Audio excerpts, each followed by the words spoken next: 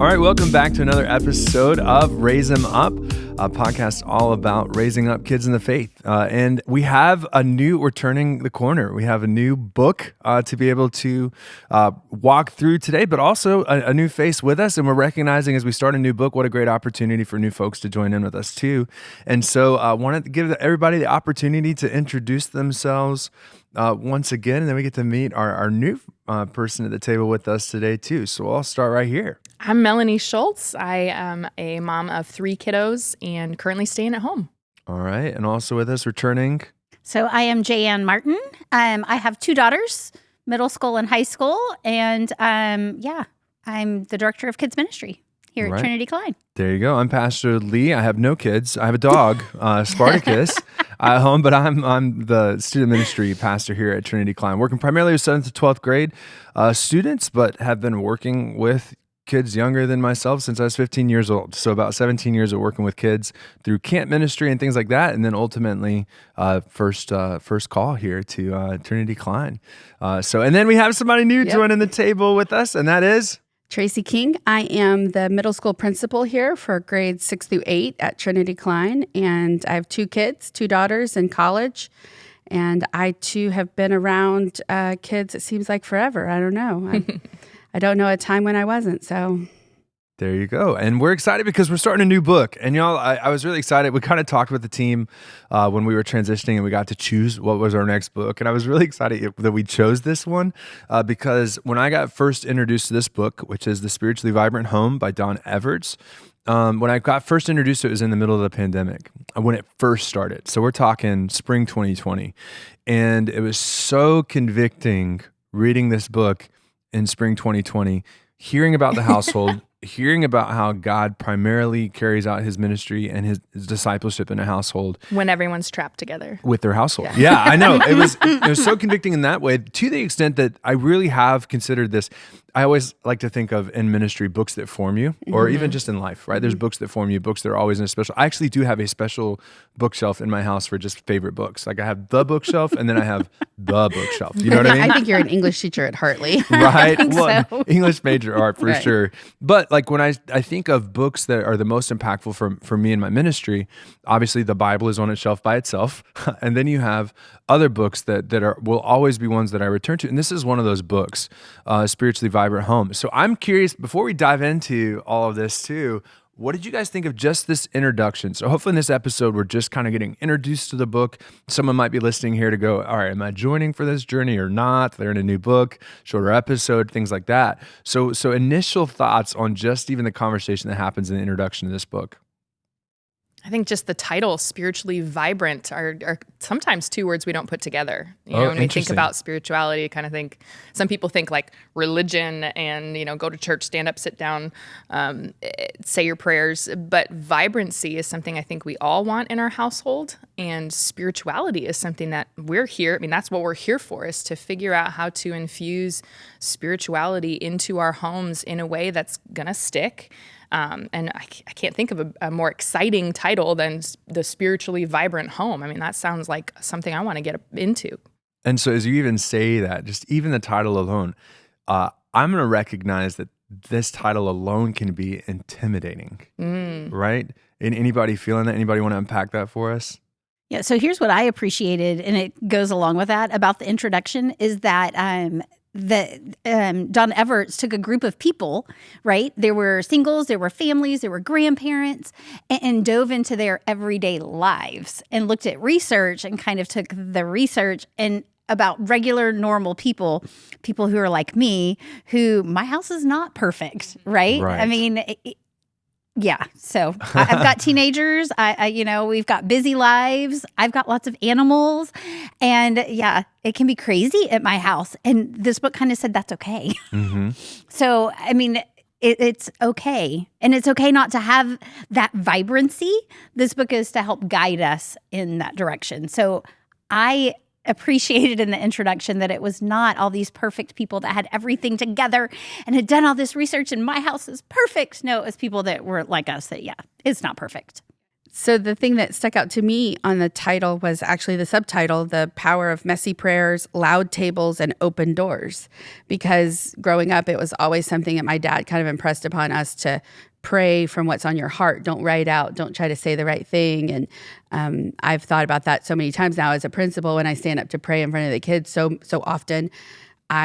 Before I do that, I think, okay, it's okay to be a messy prayer. It's okay for me to say what's on my heart here with the kids. And the loud tables and open doors, I think, has shaped my life as a parent, but also as a principal. Like, I like to have the conversations around the table, and I like to have my open door that people can come in and out of my office, even though it does make for a little bit of noise, right? A little bit of noise, a little bit of a mess. Yeah. And then what I appreciate about what you're saying, Tracy, and what Jan was saying too, is there's a level to which this book allows us to be real. Right. It allows us to be authentic. It allows us to talk about what's actually going on.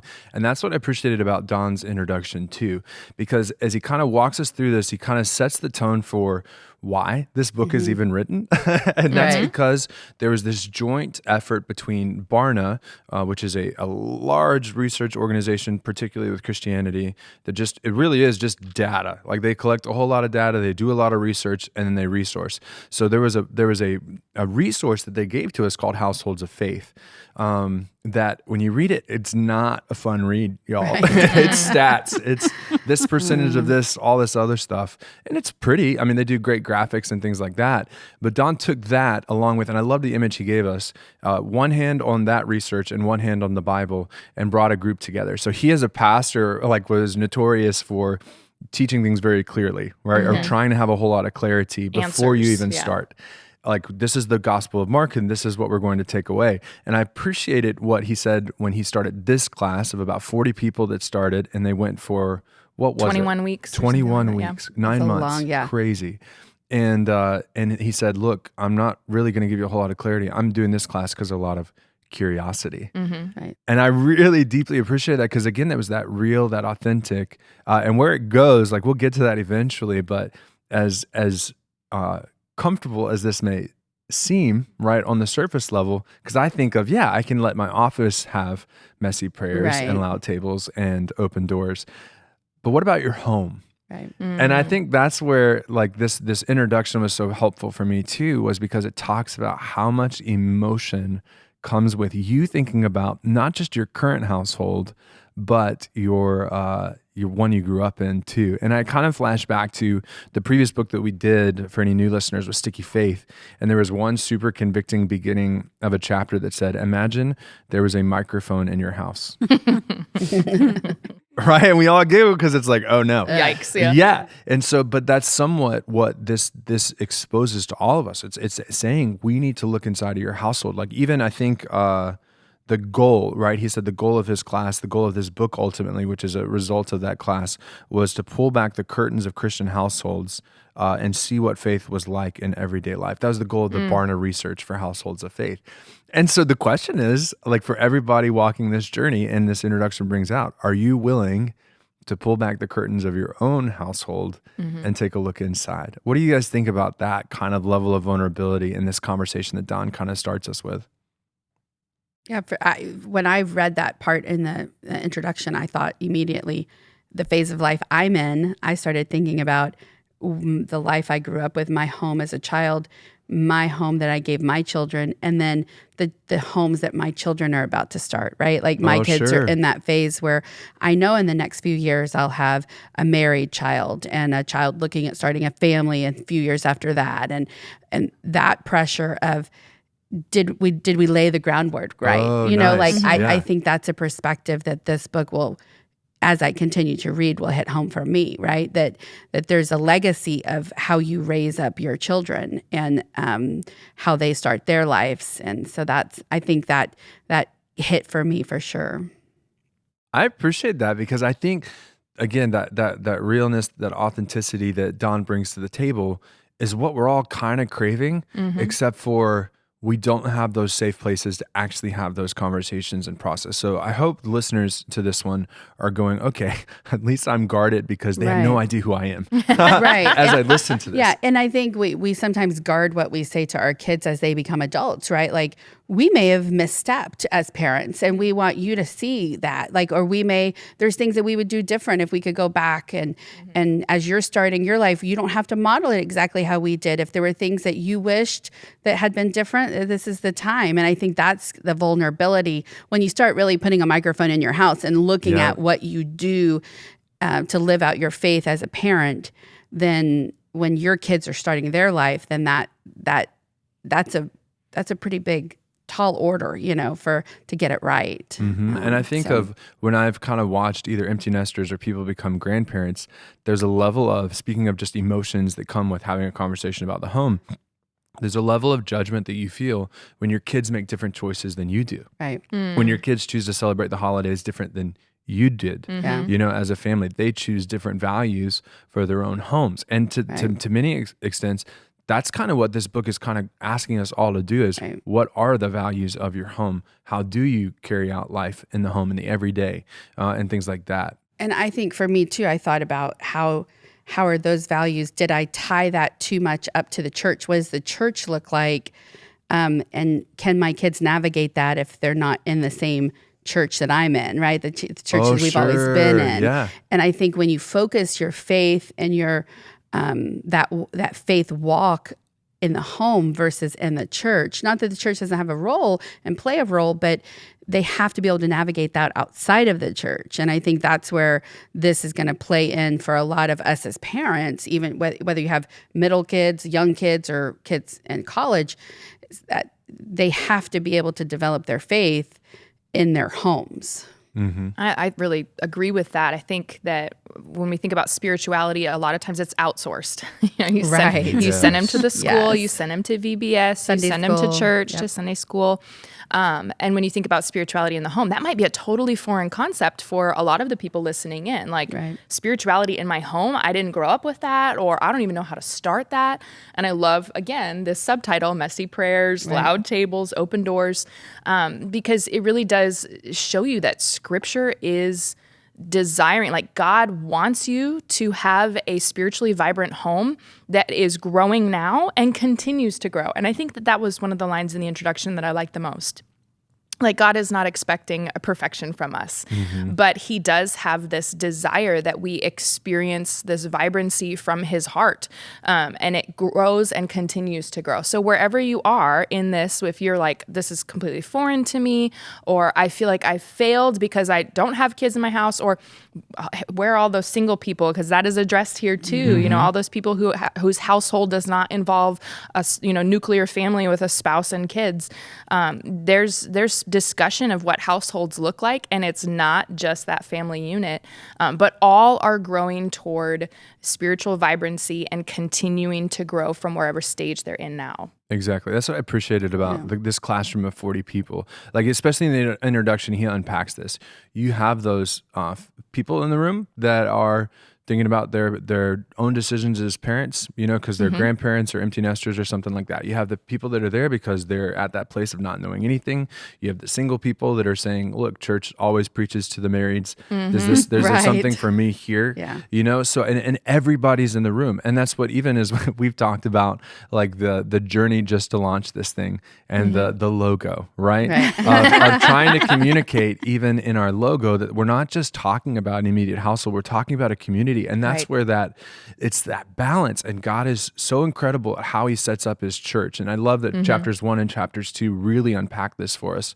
Of it's not just about the household. And actually our understanding of household is so shaped by our Western understanding of household, not by a biblical perspective. Yes. The village. Yes, exactly. And so that's what I so appreciate about this. I want us to get back to, though, the emotions, because I think that was a huge piece of in the introduction.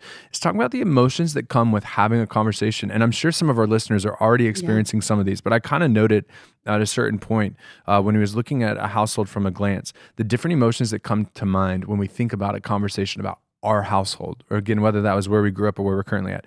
Anger, sadness, regret, hopelessness, feelings of isolation, and then some questions that kind of followed this. Is this conversation too personal? Is it too convicting? And is there any hope? So kind of unpack that for us. When we think about this conversation that we're going to be having, like, and all these emotions, what did it do for you that Don like laid that all on the table just to get it going? Yeah, I think whenever you're looking at your household, right, it's personal. This is my space. This is where I live. This is where, for me, I'm raising my children. And to look inside that and to go, oh my goodness, I missed something or I didn't do something. But then even more than that, because they're in a group setting, right? And we're on a podcast. I mean, when you talk about pulling that curtain away and being really honest about what it's like inside your house, because it's so easy to come to church with that mask on, right? And even for me, when I'm in here teaching kids on Sunday morning, I mean, it's easy for me. Yep, this is what God says to do. Go do it.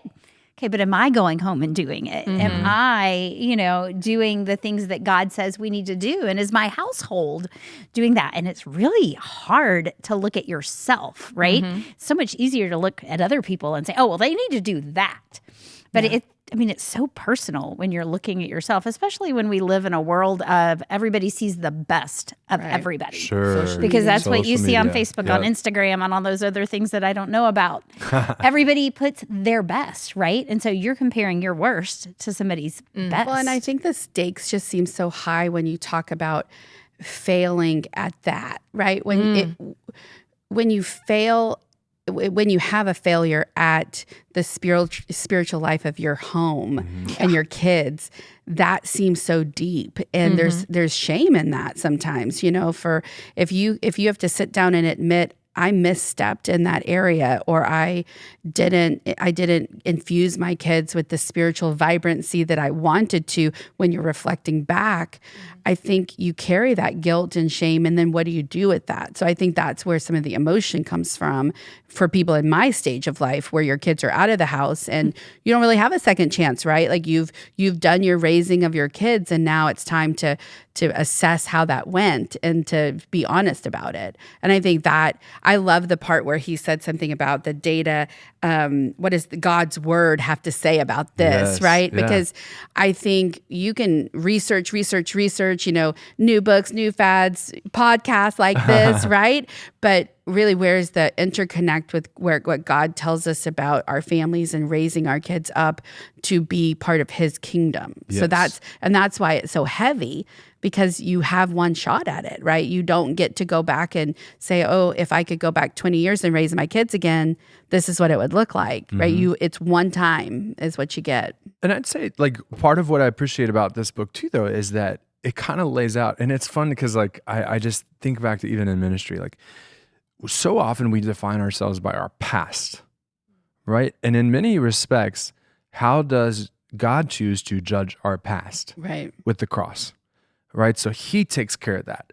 And so the thing I appreciate about this book is it kind of lays out, like, there's no time like the present. Right. There's no time like now. Like, even if for some reason you look back and you explore this and I made so many mistakes, okay, we can't change that. We can't go back, but there's still possibilities for you now. And I really, really appreciate that as we kind of go through this. Because there's growth in that reflection. I think it's Exactly. like that's why we dive into books like this, right? Is just to be able to think about moving forward. Exactly. Yeah. Because there's still value in sharing your story of failure. Right. Yes. Right. There can be growth for yourself, of course, but then also for other people Others. who you can mentor. And I think mentoring is something we talked about with Sticky Faith, and I think it's something we're going to explore in this book as well, where you might be saying, I don't have the immediate family, or I'm an empty nester, or my kids are far away, or whatever your story might be. But the fact that you have value and you have something that you can bring to the table, regardless of past mistakes, regardless of current circumstances, I think that's beautiful. And I think there's a lot of hope for fathers. And Absolutely. that was one of the things that stood out, I think, to some of the original 40 people that did this study together. But then also, I think to us, that just the lack of the Barna research showing that there's a lack of fathers present, and that the mothers tend to have more of a spiritual role in the families, and even teenagers' siblings are equally as involved in their fathers in meeting their emotional and spiritual needs. So like, I think there's probably some convicting feelings on some of these dads that might be listening in, and or maybe even just spouses feeling alone in their attempts to make the home spiritually vibrant. Wherever you are, whatever the past is, whatever the current situation is, again, I just love the fact that it says God's desire is for us to grow and to continue to grow in this spirituality and this relationship to Him. Mm-hmm. And what I appreciate too, you're opening up to, I believe, page 6 and 7, that have this kind of at a glance thing. Because there's a level to which I think if we were to sit around this table without looking at the Barna research, without looking at Don's takeaways, or any of our listeners were to sit around the same table, we were all just in the room and we asked each other, what do we think the characteristics of a spiritually vibrant home are? I think that we would come up with a list that is far more daunting than what reality is. We would come up with, what does prayer life look like? What does engaging scripture? All wonderful things. Absolutely. But what I appreciate about what the research uncovered, what Don and his group found out, was it's actually far easier and far simpler than we often make it. And Tracy, I love when you were bringing up mistakes, right? And I think we said this over and over again to parents as we read through Sticky Faith. You're not going to be a perfect parent. Right. Let it go. Lesson number 1. You're going to mess up. Release that. You're going to fail at times. And that doesn't mean that you are a failure. Right. It means you are a human. Well, and that connects to what, Melanie said about just learning from failure. I think that's the most important part of failing, is that it gives us that opportunity to grow and learn. Yep. And that's a hard lesson. It's a hard lesson for us to learn as adults, and it's hard for us to teach that to our kids too. But in the context of faith and our spiritual life, I think it has to guide everything because of the sin that's just innate. Exactly. Right. And it's God who's faithful in our failings. Yes. Right. So His it's not like strength in our weakness. Yes, Exactly. we don't It's have not to like rely on us. Yeah, you don't have to go back and figure it all out and be perfect with it. You just have to own that it was a failure and trust that God's going to show His wisdom and His mercy and His grace through it. And He does. He's faithful to do that. And I think back to Sticky Faith Conversations, right? So that was a chapter in that book where it talked about just 4 basic questions that they encourage families to ask every day. What went well today? What didn't go so well today? Right? Highs and lows, not a thing. Question number 3, absolutely love. Still ask it. Still regularly find ways to bring it into conversations that I have with other people. What mistake did you make today? Right? Because the more we can be honest about mistakes that we make, even in the most mundane of ways, the more it communicates to the people that we're walking alongside of, to our households, that it's okay to make mistakes, that you're going to make mistakes. You're not going to be perfect. I haven't gotten to the point that I post my daily mistake on Facebook, but like maybe You could. Maybe I could, because the world needs to hear it. It needs to see it. My world, the people that I interact with, and anybody that was curious, because I only named 3 so far. The 4th was, what is God, or where did you see God working in your life today? Like that was the 4th one. But that mistake piece is so crucial, because again, I think we really think everybody else is perfect and we're the big mess up. And that's just Satan and another one of his lies. Right. Especially when it comes to the household. No one's doing it perfect. We're all just trying our best. It doesn't mean we dismiss, the opportunities we have or the failures that we've made, but it does mean that we don't let those failures define us and own us and dictate how we understand our future. Right. I love that one of the things they included in the list of spiritually vibrant homes was like playing games, right? It's just Fun. like Absolutely. Fun. It's like, or even one of them was asking for help from a neighbor. I don't know if y'all caught that part or not, but I thought, oh wow, because I'm so bad at asking for help. Aren't so we I was all? like, that's a really good way to put it. Is that our spiritual life depends on us being able to ask people for help when we need it, right? And I had never thought of that. And that seems weird to me to admit. I've never thought of how important it is to ask other people for help And to if you're going demonstrate to be that for your vibrant. kids. Yeah, for sure. It's not a weakness to I know. acknowledge that Yeah. you need help with something. Exactly. It's okay. Exactly. I'm the worst at that. Like, especially when it comes to my dog Spartacus, right? There's a number of trips that happen in a year, and it is so hard for me to ask someone else to watch my dog. Like, and my girl group knows this well because typically I tap them for watching Spartacus, but it always feels like there's so much pressure on my back just to ask. And I have to remember, if they were to ask me anything, help for anything, I would jump at the opportunity to help. Yeah. I'm not going to ask them for something in return or anything like that. And so I have to continually do that. And it's just so funny, like how Satan does isolate us all to not do the basic things. Isolation is the enemy. And I think that, I shouldn't say it's the enemy, it's the work of the enemy. Right. And we saw that in Sticky Faith. I think we're going to see it in this book too. We're a community. Wherever you are, whatever role you have right now, whatever role you've had in the past, you have a role in the community of faith. And this book is for you. Mm-hmm. I'm just looking at pages 6 and 7 there, right? Because it was some of that, again, just so people, again, this might be a test, whether or not they want to keep going with us. Right. But like, this is just at a glance of spiritually vibrant homes. And like, just some of the ones that stand out to me. Spiritually vibrant households are characterized by fun and quality time, right? It goes back to that game, singing, reading, sports. Overall, spouses are the primary relationship that Christians interact with and confide in. So like reiterating that is a great place, a starting place. And so far, notice what we haven't talked about, what we would typically think of with spiritual vibrancy. Right. You would think of, they all know their Bible so well. Right. They're all the greatest prayers. Or that they're and all this plugged other into stuff. their church community. And I think that's where it's like there's a reinforcement there, but the home is just so important in that part to make sure they want to plug into a church community, right? That starts at the home. It doesn't start at church and then come home. It starts at home and then goes to church. Exactly. And I've seen that happen over and over. It's always fun when you see, like, this has happened multiple times in my time as a pastor, but the 7th grade kid that brings the rest of the church, or the family to church, right? They show the interest. They're like, so like, we need to get serious about this church thing. And the parents are like, okay, let's go. And middle school really is that time where kids are willing to step out and say, I want to do this. You know, it's harder the younger they are. And then in high school, they often do it by themselves, right? Like if they want to get involved in crew or youth or church, they can drive themselves there. But that middle school age, they go to parents and say, I want us as a family to be involved in this. And I think that's so powerful. And sometimes we don't realize how much power they have at that age to connect, be a disciple to their own family. Yeah, absolutely. And as I look at a few more that kind of stand out to me, generally active households are spiritually active households and vice versa.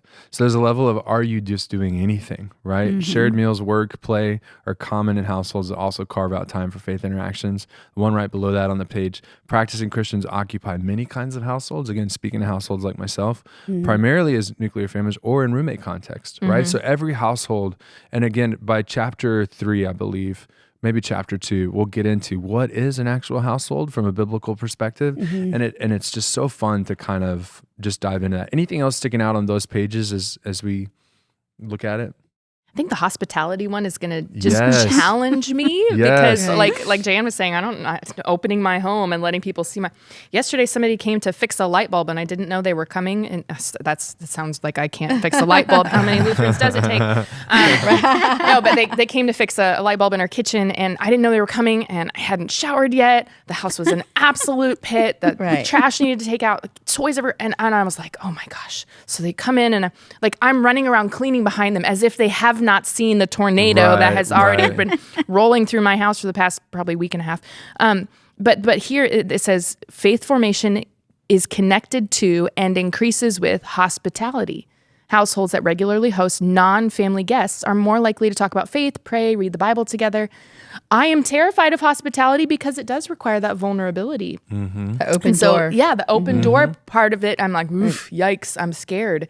But it's just, at the same time, like how much do we crave spending time with people? Exactly. So if I need it, I need to be ready to provide it too, because I know how important it is for us to have connections with friends, and same thing for the members of our family. I've talked to Yuli about Savannah's, my oldest daughter's confirmation process was to read the Bible. Yes. They read, right? They did this in small groups, and they had sponsors of parents, and we were at home, not at church. So we went to each other's home every Sunday for 2 years, and we read the whole Bible. And when we originally got together as a group, there was only about 2 of us moms that said, okay, we'll routinely host. And then the other mom and I were talking about, well, how do we get the other moms wanting to host? And we both agreed, well, if we host a few times and our house is messy, then they'll be like, oh, it's okay for my house to be messy, right? So we had to kind of demonstrate that we're willing to have you guys over to our house, even though there's laundry on the dining room table and my kitchen hasn't been cleaned today, or even though things are a little messy. And then lo and behold, it did, after a few weeks, that some of the parents did step up and say, okay, as long as you guys know my house is going to be a mess, you guys can come over Sunday, And then, after 6 months, 8 months, we started to get into this kind of like a little family, it's like we really were like Sunday nights. That was our thing. And it was almost a sacred time because we respected what each of us were giving up to be able to be sitting with our kids and walking through that Bible story, Well, and as I think about it, I reflect, I kind of inherited that class. They were juniors by the time I showed up, but it is one of the most spiritually vibrant classes that I've been able to walk alongside of. Like there was a level to which the typical factors I think that you would look for in spiritual vibrancy of like just a solid household. You guys had everybody, right? Even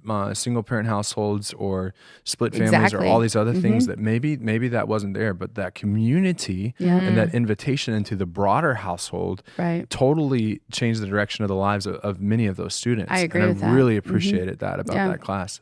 And I think they also learned how to navigate those conversations about faith and spirituality and church and expectations and failures in a safe way, because they had parents there, but it was kind of student driven. And so they got to grow in that very pivotal time as Christians, They learned how to be a Christian, I think, during that phase. Yeah.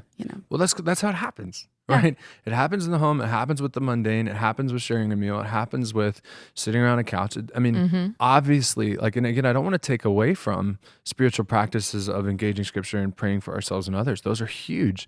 But the baby steps, right? I'm a big fan of baby steps, and I hope our listeners are kind of hearing that too. And that's what this book is going to do. And so when he unpacks at the end of the introduction, kind of what is this book? He says it's not a memoir, it's not a theological treatise, not a recipe book, not a blog about life hacks, but probably a combination of all of those things.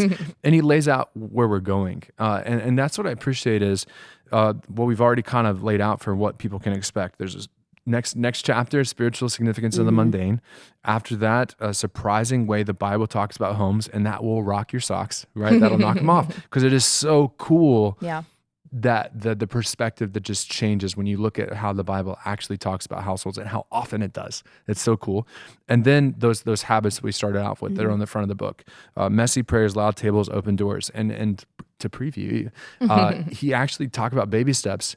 Maybe you start here and then go here and then go here. And he has fantastic. I really appreciate the illustrations, the object lessons, pretty much that he gives us for each of those scenarios about what a starting place looks like, what the next step looks like, and what that expert place looks like. So that everybody, if you're sitting there going, I don't have a clue how to even begin, this podcast is for you. Like that's the whole hope. That's the whole goal of having these conversations. I agree.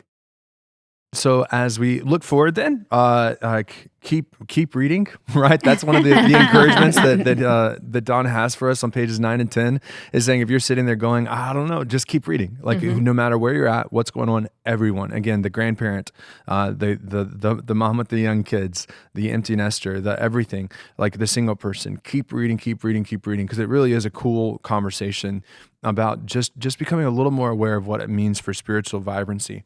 Any big takeaways you guys are taking away from today?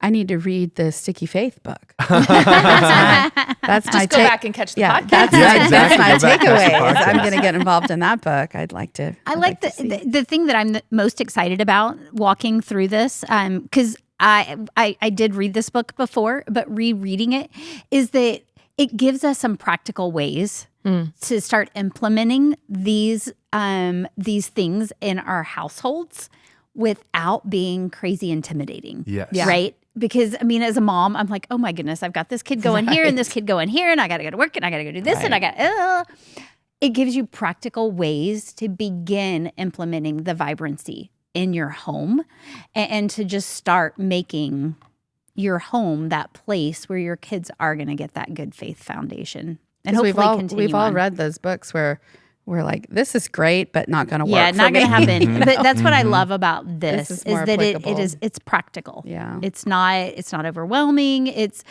convicting and it makes you go, Absolutely. "Oh, Yeah. okay. Yeah, because I should have people over even when there's dog hair all over the floor. It's okay."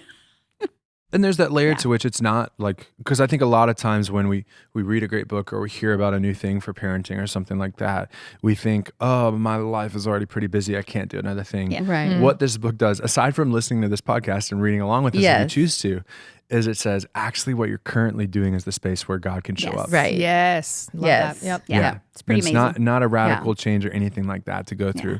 And we'll get to step into that in the Yeah. next chapter, the spiritual significance of the mundane.